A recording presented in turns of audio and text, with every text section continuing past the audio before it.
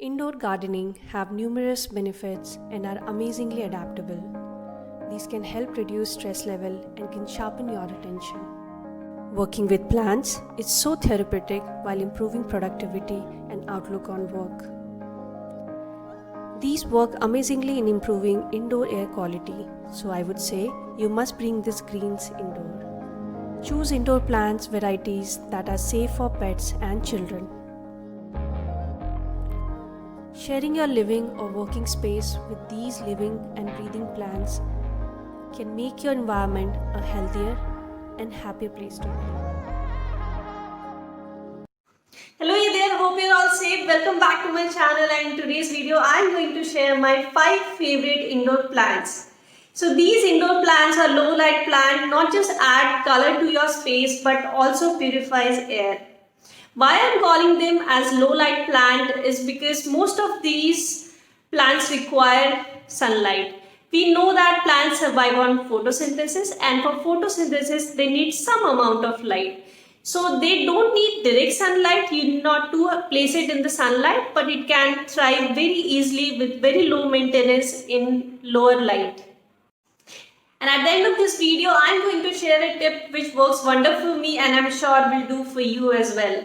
So keep watching till the end of this video and do let me know in the comment section which of these plants if you already have or you're planning to buy. And as always, do not forget to like this video and subscribe to my channel and share it with your friends and family. So without further delay, let's get started in the video. So the first one in my list is this Erica palm.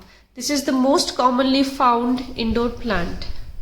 This is very safe for kids and pets. I have kept it in direct sunlight as well as indoors, and it thrived well in both the conditions, so it can easily survive in low light. Now let me tell you its watering routine. I water this twice in a week when the soil is dry. So basically, to check that, what you have to do is touch the soil, and if your finger comes out dry, then that is the time to water this plant. This is the least maintenance of all the plants that I have and looks so pretty. So this plant has been with me for 2 years now, and it has grown almost 5 feet now. And this is so pretty. I also add fertilizer to it once in a month and spray water thoroughly all over its leaves every week. This keeps the leaves clean and the plant is able to breathe. My second favorite is this Dracaena plant. This comes in many varieties like red leaves, mixed color green and red, and all green. I have this all green one. This again requires very low light and indirect light. I try to avoid it from direct sunlight, otherwise the edges might turn yellow or get burnt.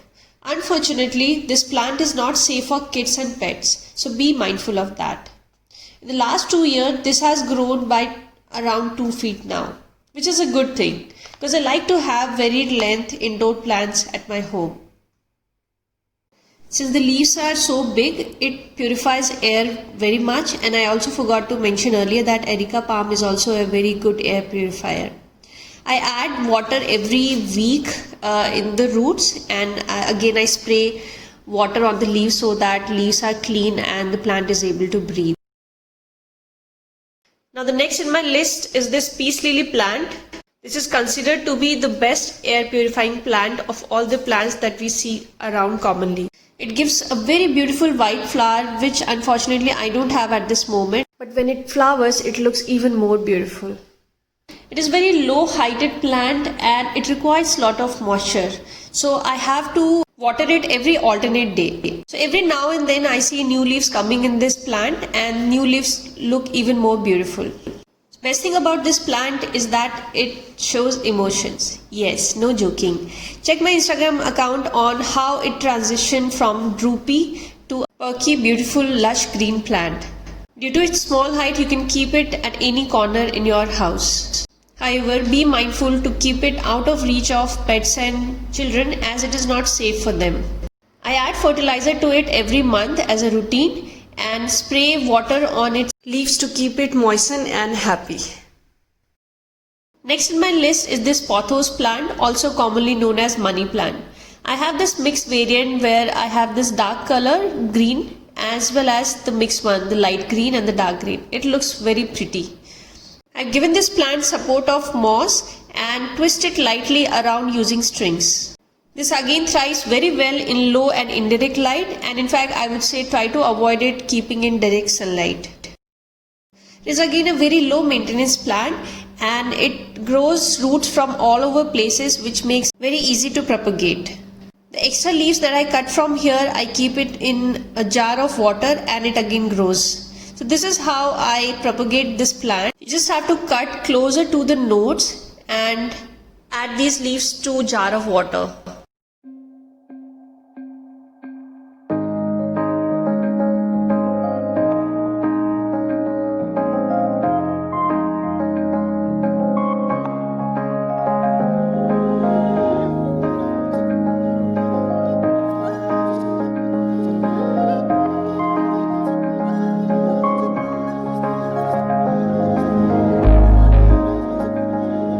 It is so easy and looks so beautiful. Oh, by the way, this is another pothos plant that I have, and I have grown it using cuttings of the previous plant. Okay, now the last but not the least is this aloe vera plant. Apart from its medicinal use and its beauty, it is very beneficial for babies too. Now since it belongs to cactus family, it can be mildly toxic for pets. It is again very low maintenance plant and it grows by itself as bushes. Add water to this plant once in a week. Smaller aloe vera plant that you see here has grown from this parent plant. I just cut from the corner whenever I need a piece of it. It's beneficial in all the sense. Now is the tip time.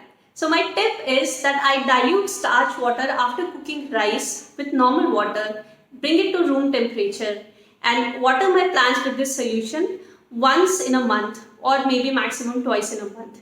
That works wonder for my leafy plants. Do let me know in the comment section if you're trying this tip and how it worked for you. So thank you for watching this video till the end. For next time, I'll try to bring even more such interesting topics. So stay tuned with my channel. Until then, bye-bye.